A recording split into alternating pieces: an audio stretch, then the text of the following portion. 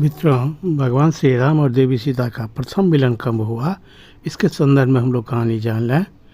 ये बात उस समय की है जब मिथिला में धनुष यज्ञ होने जा रहा था और ऋषि विश्वामित्र के पास राम और लक्ष्मण उनके यज्ञ की सुरक्षा के लिए गए हुए थे। और उसी अवधि में जब यज्ञ उनका संपूर्ण हो गया, उसके बाद तुरंत महाराज जनक के यहाँ से धनुष यज्ञ का न्योता विश्वामित्र को आया। तो विश्वामित्र के पास ही उस समय राम और लक्ष्मण थे। तो विश्वामित्र मिथिला चलने लगे धनुष यज्ञ को देखने के लिए। तो राम और लक्ष्मण को भी लेकर के गए। जब मिथिला पहुँचे, उसके बाद विश्वामित्र के पूजा के लिए फूल तोड़ करके लाने के लिए बगीचा से राम और लक्ष्मण को आदेश मिला।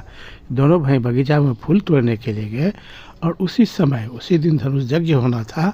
सीता अपने बहन और सखियों के साथ उस भी बगीचा में गौरी मंदिर था, गौरी मंदिर में पूजा करने के लिए आई थी।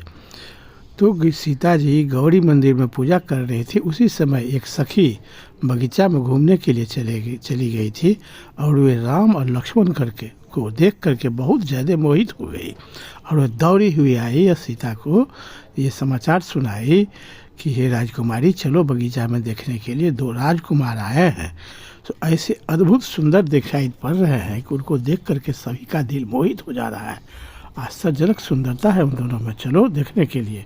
तो सीता जी को सभी सखियों के साथ वे लेकर चली गई। सीता जब वहाँ राम को देखे फूल तोड़ते हुए, तो वह एक टक से देखती ही रह गई। सीता एक लता के आड़ से राम को देख रहे थे।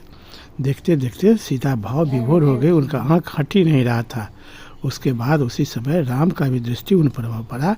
दोनों एक दूसरे को निहारते हुए दोनों आश्चर्यचकित हो गए। उसके बाद सीता बड़ा भाव विभोर होकर के देख रही थी। उनकी सखी सब आकर के उनको टोकी कि क्यों खो गई हो। और उसी समय प्रभु श्री राम भी जब देख रहे थे तो लक्ष्मण जी भी वहाँ पर आ गए और लक्ष्मण जी समझ गए बात को। लक्ष्मण जी ने भी सीता जी को प्रणाम किया और दोनों एक दूसरे को टोक दिए। लक्ष्मण जी भी श्री राम से टोके और सीता की भी सखी सब टोकी कि आप लोग ऐसे क्या एक दूसरे को देख रहे हैं। तब वहाँ से फिर दोनों अपने अपने घर जाने लगे। तो वहाँ से निकल करके सीता जी सीधे गौरी माता के मंदिर में पुनः दौड़ कर गई और कही कि हे गौरी माँ, आप हमारे पूजा को सफल कीजिए और हमको यही वर चाहिए। आप कुछ ऐसा करें कि हमको आशीर्वाद दीजिए कि हमको प्रभु श्री राम से ही मेरी शादी हो जाए। तो गौरी माता ने एक पुष्प का हार सीता के गले में पहना दी और आशीर्वाद दी कि हे सीते, जिसको जिस पर सत्य स्नेह होता है वह निश्चित रूप से मिलता है। तुम निश्चिंत रहो, तुम जाओ। तो सीता बड़ा प्रसन्न होकर के वहाँ से घर आई और इधर प्रभु श्री राम ने भी अपने गुरु के पास आ गए। और उसके बाद उसी दिन धनुष यज्ञ होना था।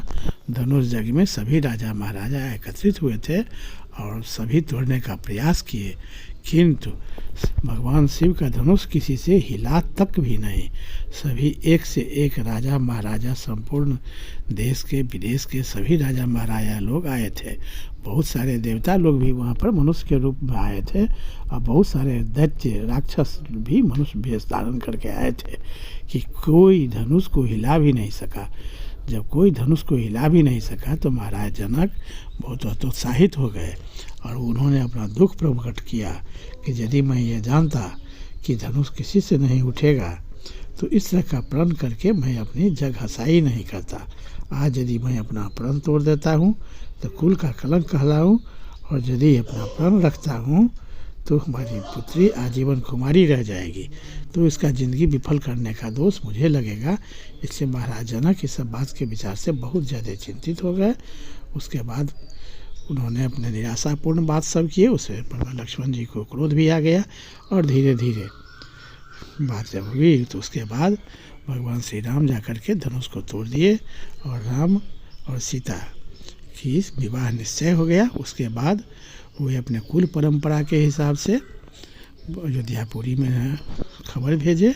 महाराज जनक का दूत अयोध्या गया दूत जो श्रीधर गए थे वह भी बहुत चालाक और बुद्धिमान थे। बहुत चतुराईपूर्वक महाराज दशरथ से वार्तालाप हुई। उसके बाद वहाँ से बारात सज करके आई और श्री राम और देवी सीता की शादी बहुत धूमधाम से हुई। तो मित्रों, इस सब तरह कहानी सुनने के लिए कृपया मेरे चैनल के साथ बने रहें। तब तक जय श्री राम।